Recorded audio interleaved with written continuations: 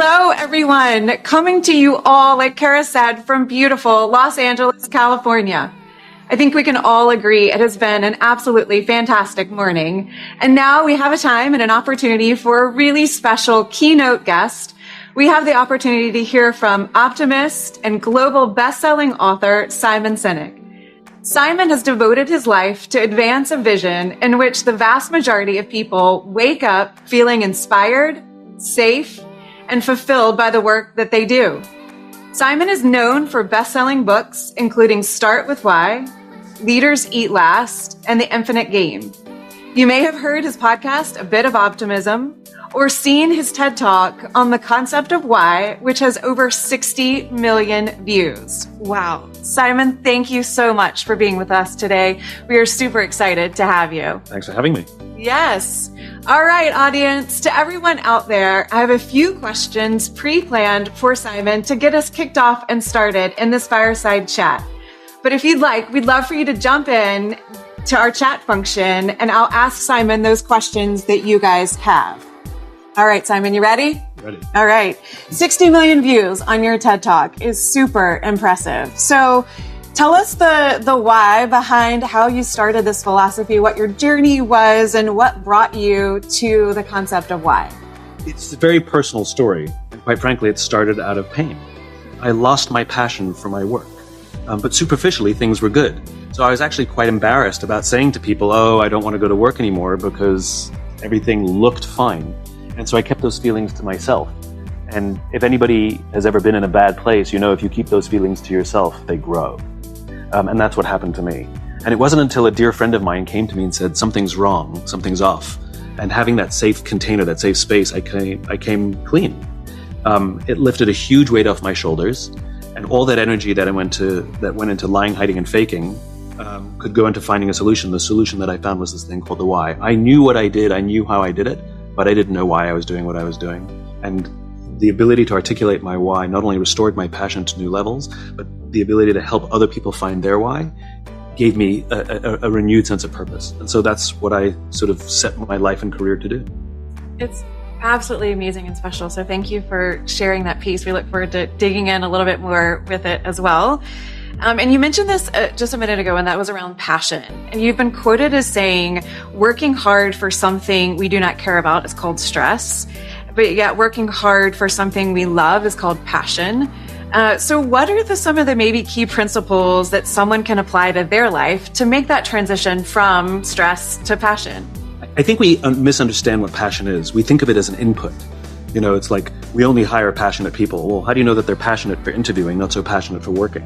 You know, passion is an output, not an input. It's something we feel when we are working in something we love and care about. Passion is what we feel when we work with people who we care for and care about us. It's got nothing to do with how many hours we work or how hard we work or the stress we feel. It's to do with whether all of that feels worth it, if I feel fulfilled by all of that. So passion is definitely an output, which is why it's so important to understand our why. It's why it's so important to contribute to the culture that we're working in. Because we want to give to the people we work with, not just take from them. We want to work in cooperation with the people. And all of that contributes to that magical feeling of passion. Absolutely. And it gives that community feel and peace to it as well. Exactly. So thank you. Well, we'll take it to Simon, some of the chat functions and the questions that the team has. And the first one comes in from Angela Monticello, and that is, Simon, what is the biggest challenge facing the business world today? And do you have any advice in overcoming it? I think the biggest challenge we have today, it's the sort of twofold. One is, COVID definitely took us away from working together.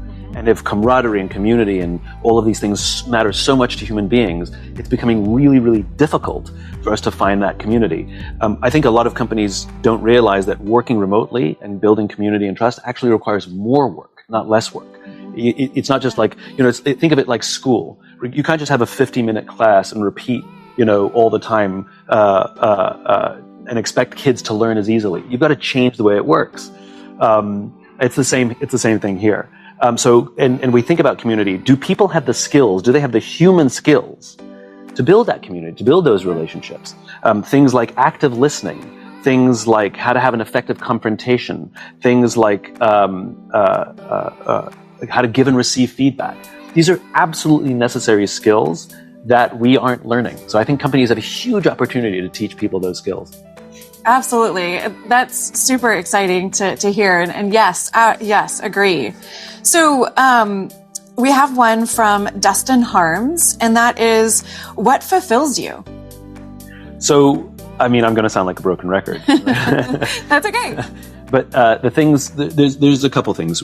One is I love working in teams. I love working with people. And the feeling of accomplishing something with somebody is, for me, the best. So relationship really matters. And the other thing is I'm a sucker for people who serve those who serve others. I can be brought to tears when I hear stories of somebody who sacrificed themselves, their interests for the good of others. So meeting those people who give and serve in work or in life, I love that. That really feeds me. Oh, good. Thank you for sharing that. Absolutely. Another question, Simon, from Samuel Tenbrink, and that is, how do you deal with negative thoughts? You allow them to happen. Okay. I think we think we have to be positive all the time. We don't. I mean, human beings are feelings. I mean, human beings have feelings. I guess that's good. Like, we are feelings. Human beings have feelings, and we can't deny those feelings. If you're sad, be sad. Allow yourself to be sad. If you're angry, allow yourself to be angry. But just label it. I'm sad. I'm angry. And I think where it becomes dangerous is when we try and suppress it and pretend that we don't have those things because we have to be happy all the time. But allow yourself to be human, I think, is the most important thing. And just be honest with yourself about how you feel. Yeah. And does that then enable you to kind of move past it a little bit faster, or process it as you kind of acknowledge it? The simple answer is yes. Sort of going back to my own story, the more one tries to suppress negativity, the more it feeds on itself. It's like a valve. When you let it out, it releases the pressure. Most importantly, to let it out to another human being. I think we live in this world where, people stand by themselves. Too many people stand by themselves in their rooms with their phones and make a video for TikTok and say how they're feeling. But you're in a room by yourself talking to a piece of technology. You're not actually talking to a person. But to have that exact same conversation with another human being where you're looking them in the eye is actually much more difficult, even if you were to say the exact same words. And I think there's awesome power in being able to share how you honestly feel with others, and that others have the skill set to hold that space. Not try and fix anything. And I think that's the mistake we make when our friends come to us. We try and fix. Don't fix, just hold space. That's a magical thing when you do it. It takes courage, but it's a magical thing. Absolutely. It's special. Yes. So another question, Simon, from Shelley Bunner. How do you keep a conversation positive when those around you are negative? So it happens a lot. And I sometimes point it out. Yeah. I'm like, what's making you so negative? I never say why so negative, because ironically, the question why is actually, it's an emotional question. It can be perceived as aggressive. I'm like, what's making you so negative? Like, there's a lot of good things happening here. I want to know more. So replacing judgment with curiosity is one part. The other thing is to just allow them to feel that way. So it's like, oh yeah, I hear you, acknowledging the negativity, and then sort of moving on. But I also find that being focused on where the future is important. And by the way, not all negativity is bad. People who, are sometimes very often criticized at work because they're always pointing out the problems, and you hear bosses say, don't bring me problems, bring me solutions. Like, well, if I knew the solution, I wouldn't be coming to you, Yes. There's two types of negative Nellies.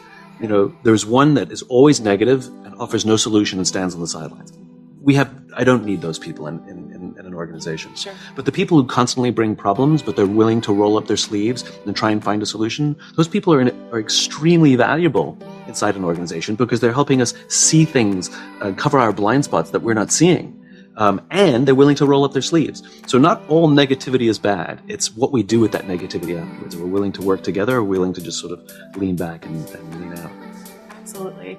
Well, it also kind of reminds me too around, you said the word why, right? So not pressing into that as it might be not the right one to say. So how do you then ensure that you're kind of teeing it up correctly? Because if it's not all negative and holding that space, are there any other kind of tips to ensure that you can call it out, be blunt, but yet process it well together?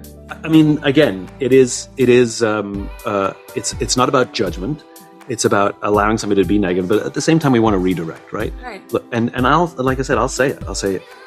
I don't know what's making you negative. Yeah. Tell me more. We in our company have a rule, which is if the reaction is above a 5, it's about something else. It's like, why did you leave the fridge open? It's like, clearly not about the fridge. Right. You always leave the fridge open. Okay. Do not react about the fridge. Sure. Absolutely. So it's the same thing. We find that in work. Like people sometimes get very amped up about something and you sort of pay attention, like that reaction to what we're talking about don't match. This is about something else. And this is where good leadership and good human skills come into play, which is, are you able to read the room and figure out what's going on here? Are they having a bad day? Is there something else? Or is there something that I don't know about the work that we're doing that I can easily help address and fix? Or did somebody just hangry or tired, and that's okay too? Yeah. Absolutely. Well, I love the question of tell me more. Yeah. Because it opens the door to just that. Tell me more, go on, what else? Those are 3 magical things to say. Those are great questions to have in your back pocket. Absolutely.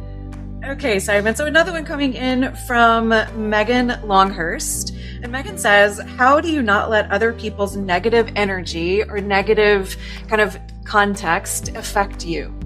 That's their story. And I say that it's their story.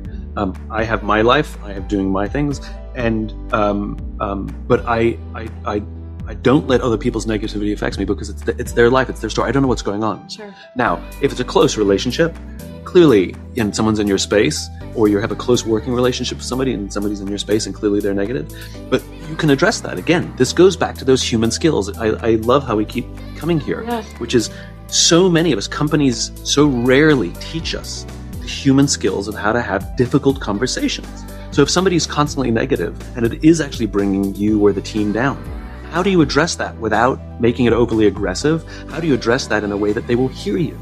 And so the ability to say, I need to have a difficult conversation with you. In Thursday's meeting, you were so negative. It brought the team's energy down. And I fear that if you continue to bring that negative energy to all of our meetings, that it's going to demoralize the team. And then learn to be quiet and allow somebody to soak that in. Like that interaction, we don't teach that.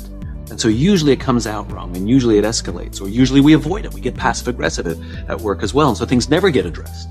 But I think learning the skills of difficult human interaction, but by the way, human interaction is very often difficult, is a massive opportunity for corporate America today.